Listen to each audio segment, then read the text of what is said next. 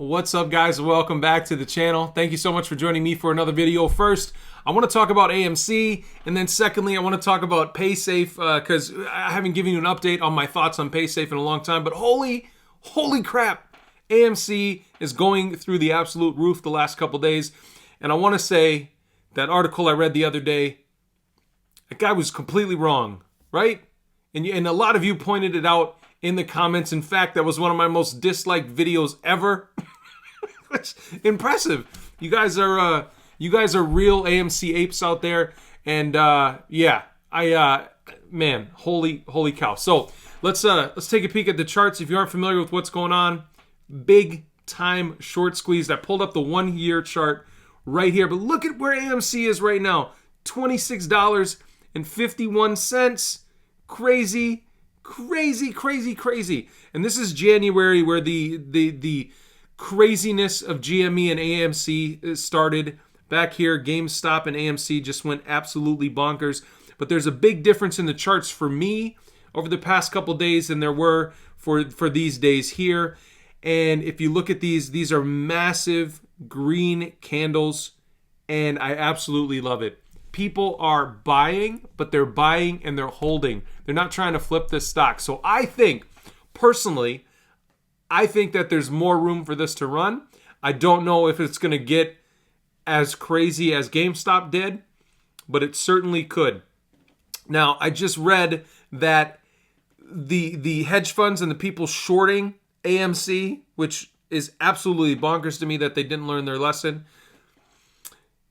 they've lost $8 billion shorting AMC so far this year. So, guys, people are holding this stock for the long term. People that bought bought $13, $14 are holding on.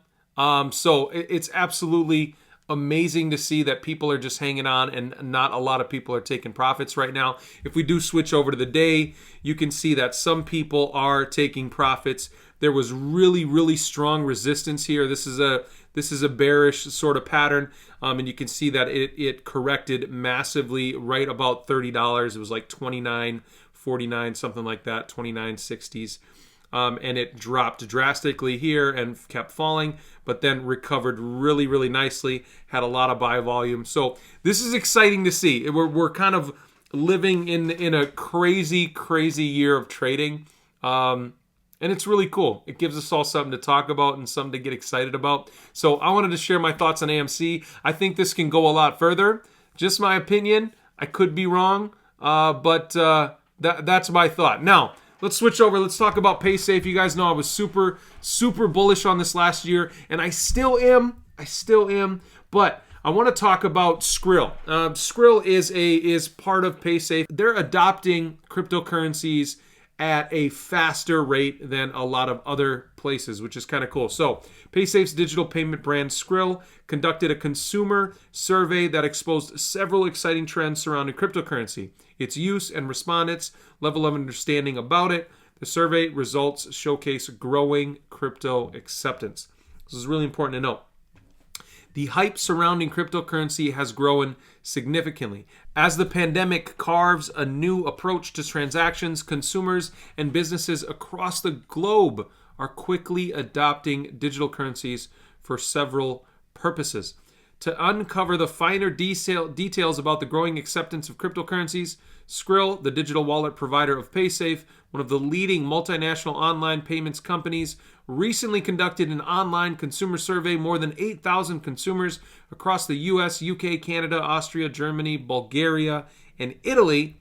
I say Italy. It drives my wife nuts. I do it on purpose. She's probably not watching.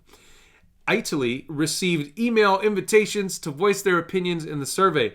Skrill, in partnership with Sapio Research, it's probably an Italian thing, a global full-service market research consultancy, uncovered several noteworthy trends behind the unprecedented growth and acceptance of cryptocurrency among consumers and businesses. The report showcases many new factors that are shaping the growth trajectory of cryptocurrencies. So survey results. So they surveyed over 8,000 consumers, right? 36% of them are Americans, 24% Bulgarian, 20% Canadians, British, Austrians, Germans own Bitcoin. It's actually 36% of Americans. That's higher than I thought. It's quite a bit higher than I thought. That's encouraging. The report highlights that while almost every participant was aware of Bitcoin, a seemingly large percentage of consumers are also familiar with other altcoins. 31% of the participants had a fair idea about Bitcoin Cash. 22% knew about Ethereum. That's kind of surprising that less people know about Ethereum than know about Bitcoin Cash. That doesn't seem right. It's probably because, I know what that is. It sounds like Bitcoin. 19% were familiar with Litecoin, and almost 10% had a basic idea about lesser-known tokens such as Ethereum Classic, Dash, and Stellar. At the same time, understanding of cryptocurrency and its use was mixed. 47% of the participants were unsure how to use cryptocurrencies as an investment tool. 38% considered crypto investments to be high-risk tactic, and 28% agree that investing in cryptos is a definitive means of securing their futures.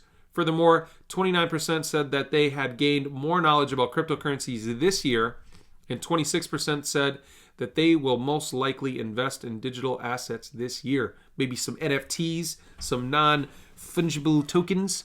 According to survey results, cryptocurrency still has not gained widespread use. 27% of the respondents considered cryptos to be the future of payments, and 17% said they use crypto for payments and not just investments. And that's kind of always been one of the sticking points for Bitcoin. It's just, right now, it's just not fast enough to be able to handle the amount of transactions that, like, say, Visa or Discover or American Express or something like that does. So that's something that's important. Visa can handle just millions of transactions, where Bitcoin can handle a fraction of that right now on their network. But they're working on that. They're working on the Lightning Network and things like that. So we'll see if it gets adopted. But right now, it seems like Bitcoin especially is a lot of people think of Bitcoin as a hedge against inflation.